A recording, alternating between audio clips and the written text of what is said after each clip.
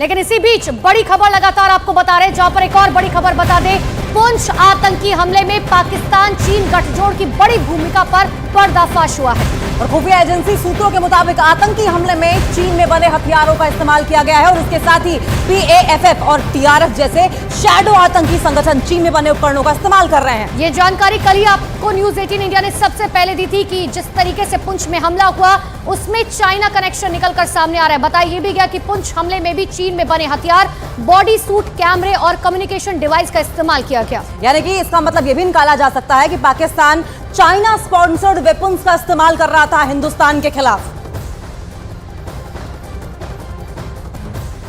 तो देखिए, ये पहली बार नहीं है जबकि आतंकी हमले में चाइना में बने उपकरण का इस्तेमाल होने का दावा किया गया हो। हालांकि इससे पहले भी बात करें तो खुफिया एजेंसियां आतंक पर पाकिस्तान और चीन के गठजोड़ का कई बार पर्दाफाश कर चुकी है। आइए आपको उन उपकरणों के नाम बताते हैं जो भारत में कायराना हरकत में इस्तेमाल किए जा रहे हैं। इन्फॉर्मेशन वॉल के जरिए आपको बताने की कोशिश करेंगे कौन कौन से ऐसे वेपन्स हैं जिनका इस्तेमाल किया गया। सबसे पहले स्नाइपर गन और हैंड ग्रेनेड का इस्तेमाल किया गया। इतना ही नहीं, देखिए जो सबसे ज्यादा इस्तेमाल किया जाता है आए दिन जिसकी खबरें आती हैं वो है ड्रोन और दूसरा है बॉडी कैम, जिसका इस्तेमाल लगातार आतंकवादी भारत में अशांति फैलाने के लिए कर रहे हैं। उसके साथ साथ कम्युनिकेशन डिवाइस का भी आतंकी आपस में बातचीत करने के लिए इस्तेमाल करते हैं। तो ये तमाम वो चीनी निर्मित उपकरण आपको बता रहे हैं जिनका इस्तेमाल जो है लगातार पाकिस्तान की तरफ से किया जा रहा है। और इसी खबर पर और ज्यादा जानकारी के लिए हम रुक कर लेंगे, हमारे सहयोगी अमित पांडे भी हमारे साथ जुड़ गए। अमित, ये कोई पहली बार नहीं है कि पाकिस्तान की ओर से चाइना स्पॉन्सर्ड वेपन का हिंदुस्तान के खिलाफ उपयोग करने की कोशिश की गई हो या फिर उपयोग किया गया हो। जी बिल्कुल, और इन तीनों चीज़ों को मिलाकर चीन निर्मित जो तकनीक है, चीन निर्मित हथियार है, चीन निर्मित उपकरण है, पाकिस्तान की सेना लगातार इनको मुहैया करवाती है आतंकी संगठनों को और उसी का इस्तेमाल यह भारतीय व्यवस्था के खिलाफ करते हैं। और इस साल में जो 3 बड़े हमले हुए हैं उनमें यही गठजोड़ सामने आया है। हालांकि भारतीय सुरक्षा और खुफिया एजेंसियां इस गठजोड़ को लेकर पूरी तरीके से सतर्क हैं और रणनीति तैयार कर रही हैं, लेकिन लगातार पाकिस्तान की ओर से यह कोशिश जारी है। बाकायदा साइबर विंग का पाकिस्तान आर्मी में गठन किया गया है जिसको पूरी मदद चीन की तरफ से मिलती है और यही साइबर विंग है जो आतंकियों को घुसपैठ कराने में मदद करता है। और इस तरीके के जब हमले होते हैं तो संवाद जो इनक्रिप्टेड कम्युनिकेशन होता है यह पाकिस्तानी सेना की साइबर विंग के जरिए होता है और साइबर विंग को जो निर्मित किया है वह चीनी तकनीक ने निर्मित किया। तो बड़ा गठजोड़ है, भारत के लिए बड़ा खतरा है और हमारे देश की जो सुरक्षा खुफिया एजेंसियां हैं उसी के मुताबिक रणनीति तैयार कर रही हैं। जी बिल्कुल अमित, लौटेंगे आपके पास। फिलहाल के लिए जानकारी के लिए बहुत बहुत शुक्रिया। लेकिन इसी बीच सबसे बड़ी खबर आपको बता रहे हैं, जिस तरीके से पुंछ में आतंकवादी हमला किया गया, भारतीय सेना को निशाना बनाया गया। अब इसमें चीन एंगल भी निकलकर सामने आ रहा है। ये बताया जा रहा है कि देखिए जो हथियारों का इस्तेमाल किया गया था वो मेड इन चाइना थे। ये पहली बार नहीं है जब मेड इन चाइना के हथियारों का इस्तेमाल पाकिस्तान की तरफ से किया गया हो।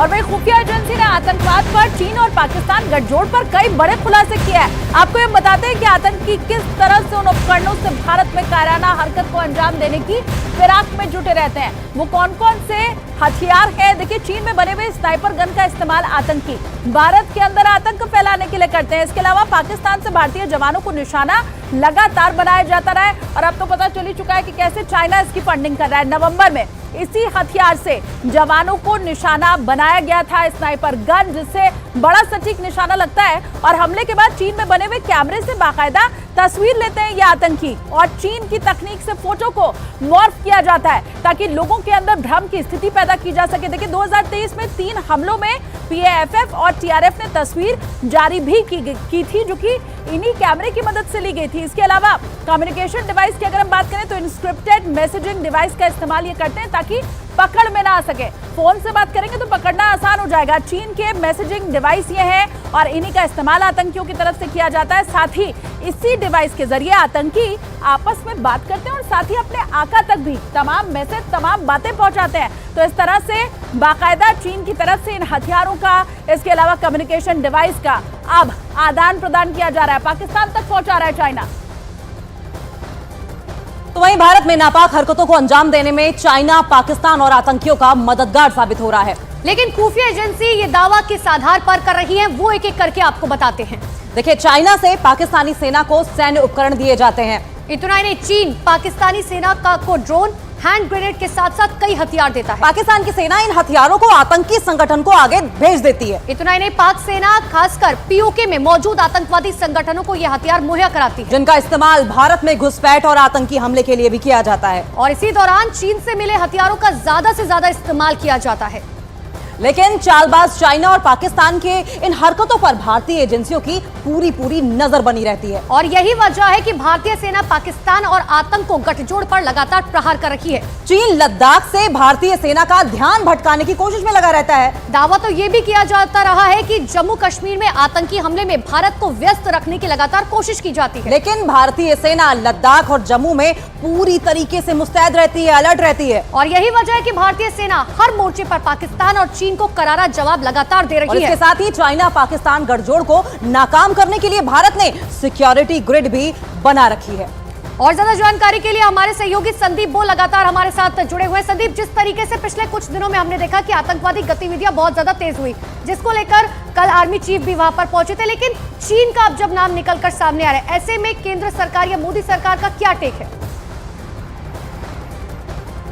देखिए, सबसे पहली बात तो यह है कि चीन और पाकिस्तान ऑल वेदर फ्रेंड है। ऑल वेदर फ्रेंड यानी कि दुनिया में किसी भी देश के साथ कुछ भी तरीके की दिक्कतें हो जाए, ये दोनों देश एक दूसरे की मदद करना नहीं छोड़ेंगे। और दोनों ही देश भारत के पड़ोसी हैं और भारत के दुश्मन हैं। ऐसे में चाइना लगातार उनकी सामरिक शक्ति को बढ़ा रहा है, ना सिर्फ एयरफोर्स, ना फिर मतलब तीनों फोर्सेस को वो इक्विप कर रहा है और उनको बढ़ाने की कोशिश कर रहा है। छोटे छोटे जो डिवाइस जितने भी टेररिस्ट यूज़ करते हैं, अमूमन वो सारे डिवाइस जो है वहाँ की फ़ौज अपने लिए खरीदती है और उसके बाद ये आगे डिस्ट्रीब्यूट किए जाते हैं। तो ये जो गठजोड़ है, ये बहुत पुराना गठजोड़ है और भारतीय सेना, भारतीय सुरक्षा एजेंसियां हर एक चीज़ पर नज़र रखती हैं और इसी वजह से हमारा जो सिक्योरिटी ग्रिड है वो बहुत ज़्यादा मजबूत किया गया है। चाइनीज़ जो मटेरियल आपने देखा होगा, जितने भी ड्रोन्स वहाँ से भेजे जाते हैं, ड्रोन्स के ज़रिए हथियार भेजने की कोशिश की जाती है या ड्रग्स भेजे जाते हैं, वो भी चाइनीज़ ड्रोन ही होते हैं। तो ये कहना बिल्कुल गलत नहीं होगा कि अगर चीन पाकिस्तान की मदद कर रहा है हर एक छोटी छोटी चीज़ के लिए,